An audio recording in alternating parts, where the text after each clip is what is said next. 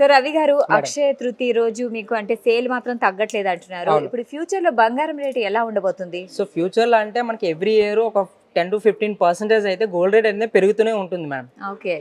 పెరుగుతుందంటారా? పెరుగుతూనే ఉంటుంది. పెరుగుతూనే ఉంటుంది. అవును. సో తగ్గదంటారా? లేదు మేడం. ఓకే. పెరగడం మాత్రం చాలా ఎక్కువగా పెరుగుతుంది. కానీ అవును. తగ్గడం చాలా తక్కువగా తగ్గుతుంది అంటున్నారు ప్రజలు. అవునండి. సో బంగారం రేట్ చూసుకుంటే ఒక రోజు పెరుగుతుంది, తగ్గుతుంది. ఇంకా పెరగడం అయితే వేలల్లో పెరుగుతుంది, అవునండి. తగ్గడం అయితే వందల్లో తగ్గుతుంది. తగ్గుతుంది. సో దీనిపైన ఏమంటున్నారు కస్టమర్స్? సో కస్టమర్స్ ఎలా ఉన్నా గోల్డ్ రేట్ ఎలాగ ఉన్నా సరే మనకి మ్యారేజ్ సీజన్ స్టార్ట్ అయినాక వాళ్ళు తప్పదు కదండి, అది అవును, కొనాల్సిందే, కొనాల్సిందే. తప్పదు. సో వాటికి కొనాలి కాబట్టి మనం కూడా ఆఫర్ల రూపంలో ప్రొవైడ్ చేస్తున్నాం అన్నట్టు గోల్డ్ అనేది. ఓకే. మీరు ఆఫర్ ఇచ్చినందువల్ల సేల్ ఏమైనా పెరుగుతుందా? ఆఫర్ ఇవ్వడం వల్ల కూడా సేల్ పెరుగుతుంది మేడం. ఆఫర్ లేనప్పుడు కూడా మనకి రెగ్యులర్ నార్మల్ కస్టమర్స్ మనకి ఉండడం వల్ల మనకి సేల్ అనేది ఎక్కడ డౌన్ ఫాల్ అయితే అవ్వలేదు. ఓకే. ఓకే. అలా.